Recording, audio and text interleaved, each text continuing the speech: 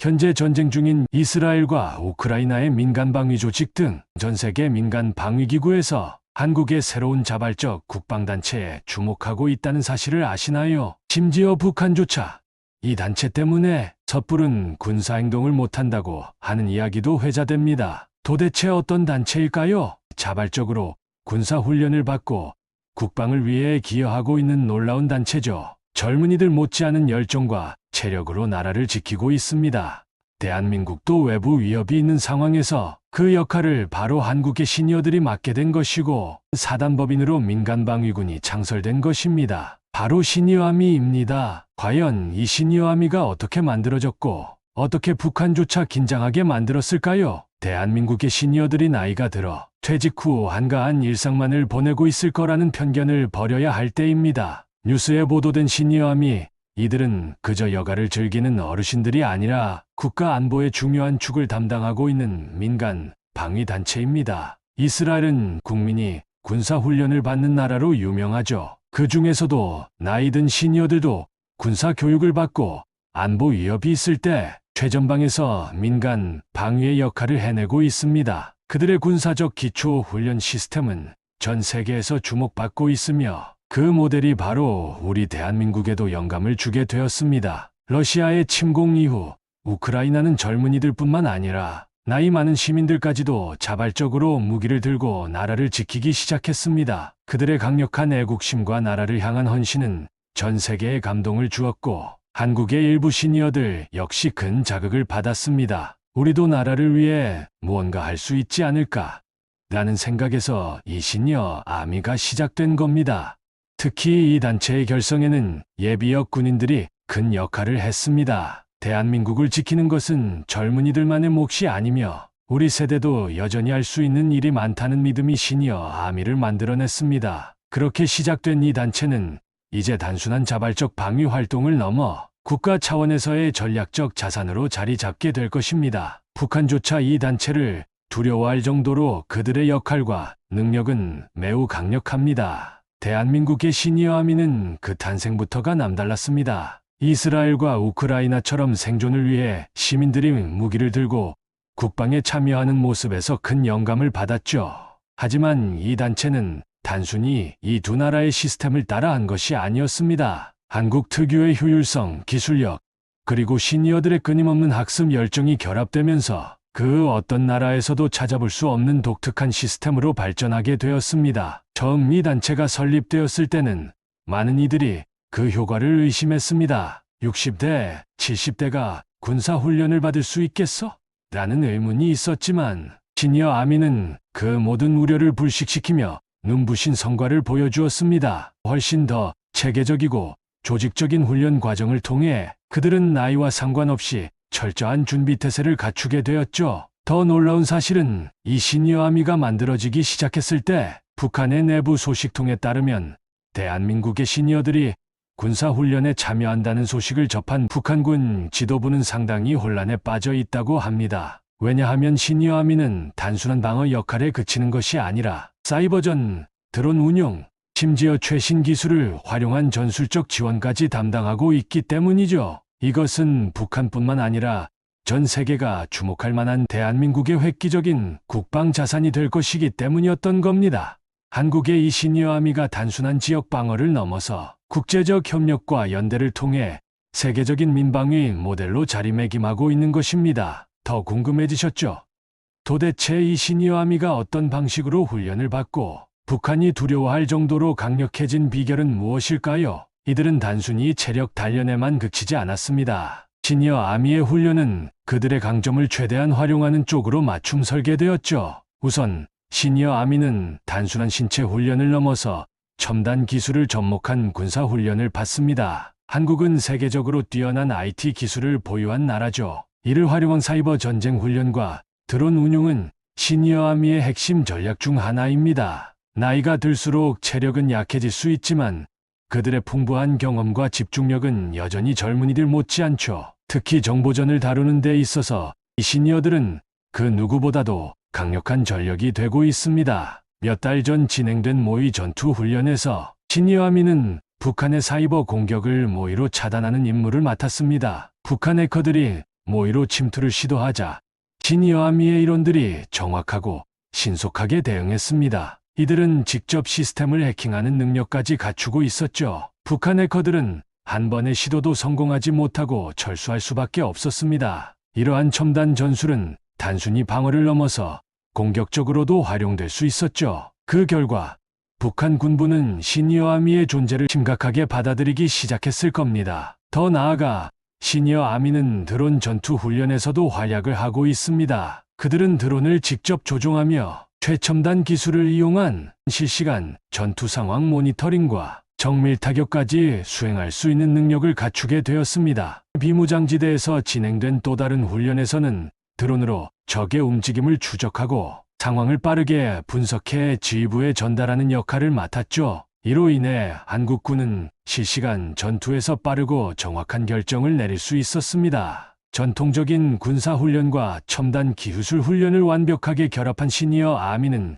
이제 젊은 군인들에게도 뒤지지 않는 그 이상의 능력을 발휘하게 된 것입니다. 시니어 아미는 이렇듯 단순히 나이 많은 사람들의 집단이 아닙니다. 그들은 최신 전술과 기술을 몸에 익힌 정예군사 조직으로서의 역할을 하고 있는 것입니다. 그들이 국방의 현장에서 보여주는 능력은 세계의 주목을 받기에 충분하죠. 그렇다면 이렇게 철저히 준비된 시니어 아미가 실제로 어떻게 실전에 투입되며 왜 북한이 그들을 두려워할 수밖에 없는지 그 이야기를 이제 본격적으로 다뤄보겠습니다. 시니어 아미는 단순한 훈련에 그치지 않습니다. 그들의 훈련 방식은 실전을 염두에 둔 철저하게 준비된 전략적 시스템의 일환입니다. 나이 들었다고 해서 단순히 후방에 머물지 않고 그들은 실제 전투와 방어에서 중요한 역할을 맡고 있죠. 북한이 그들을 두려워하는 이유도 여기에 있습니다. 그들의 활동은 북한의 예상 범위를 벗어난 예측 불가능한 전술적 움직임을 보여줍니다.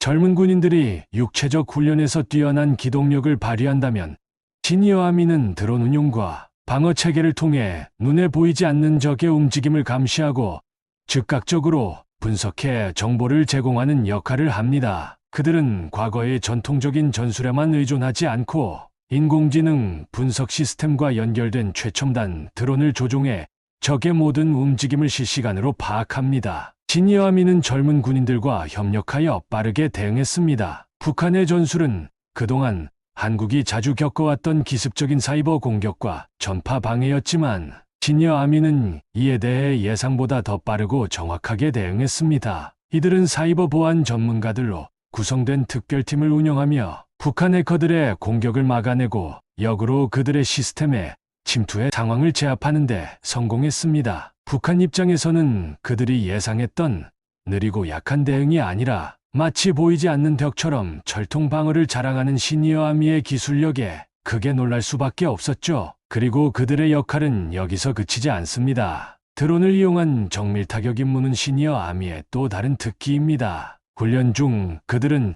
적이 은폐한 위치를 찾아내 정밀 타격하는 역할을 맡았습니다. 북한의 비밀 기지 위치를 시뮬레이션 상황에서 드론을 통해 탐지한 후 정확한 타격을 가해 모의 작전을 성공적으로 마무리했죠. 그들의 활동은 단순한 방어가 아닌 공격적인 전략 수행 능력도 겸비하고 있다는 것을 증명해낸 셈입니다. 이런 첨단 전술과 정보 수집 능력은 단순히 물리적인 전투가 아니라 정보전과 기술전이 중시되는 현대 전쟁에서 시니어 아미의 중요한 역할을 보여줍니다. 시니어 아미는 물리적 한계를 기술로 보완하며 오히려 더 나은 결정을 이끌어낼 수 있는 지혜와 전략을 펼칠 수 있는 능력을 키운 것입니다. 그렇기에 북한은 이 시니어 아미의 존재를 단순히 나이든 방어 요원들이라고 여길 수 없습니다. 그들은 최첨단 기술과 전통적인 군사 전술을 결합한 강력한 자원입니다. 북한은 과거에는 단순히 젊은 군사력을 상대해야 했다면 이제는 경험과 지혜, 그리고 최신 기술로 무장한 새로운 세대의 군사력, 즉 시니어 아미까지 고려해야 하는 복잡한 상황에 놓이게 된 것입니다. 시니어 아미는 앞으로 어떤 역할을 더 수행할 것이며 그들이 북한뿐 아니라 세계적으로도 중요한 전략적 자산이 되는 이유는 무엇일까요?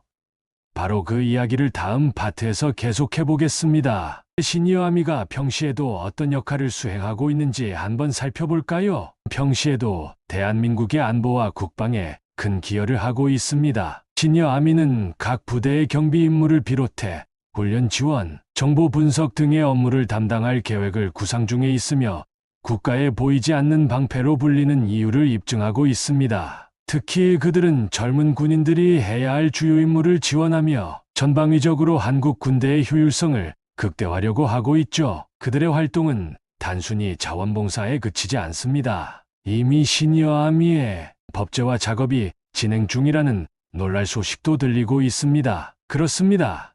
이 단체가 정식 법으로 채택되면 대한민국의 공식적인 국방 시스템의 한 축으로 자리 잡게 되는 것이죠. 이것은 그들의 활동이 단순히 일시적이거나 임시적인 것이 아니라 국가가 인정하는 필수 전력으로 평가받고 있다는 증거입니다. 그리고 이 법제화가 실현되면 어떤 일이 벌어질까요?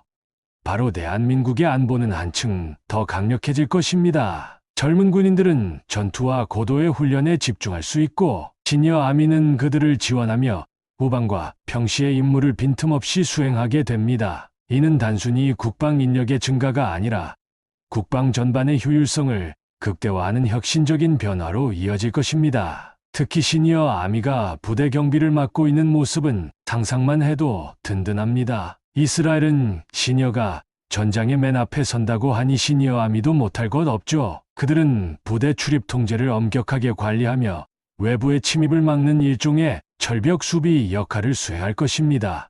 뿐만 아니라 훈련 지원 업무에서는 젊은 군인들이 혹시 놓칠 수 있는 부분을 보완하고 훈련 과정에서의 전문적인 조언을 제공하기도 합니다. 경험이라는 무기가 얼마나 중요한지 우리는 잘 알고 있죠. 시니어 아미의 이 같은 지원은 훈련의 질을 높이고 부대의 경계 태세를 철저히 유지하는 데 큰 기여를 하고 있게 될 겁니다. 이런 시니어 아미의 활약이 늘어나자 북한의 군부는 그동안 주로 젊은 군사력에 초점을 맞춰 전략을 세워왔지만 시니어 아미의 존재로 인해 대한민국의 방어 시스템이 더욱 복잡하고 철저해졌다는 것을 인지하기 시작한 겁니다. 그들은 대한민국의 전방 부대가 시니어 아미의 지원으로 더욱 강화되고 평시에도 빈틈없는 방어망을 구축하고 있다는 사실에 위협을 느끼고 있는 것이죠. 시니어 아미가 법제화되고 군의 지원단체로까지 편입되면 그들의 역할은 어디까지 확장될 수 있을까요? 그들이 단순한 방어적 임무만 맡을까요? 아니면 더 나아가 적극적인 전술적 지원까지 가능할까요?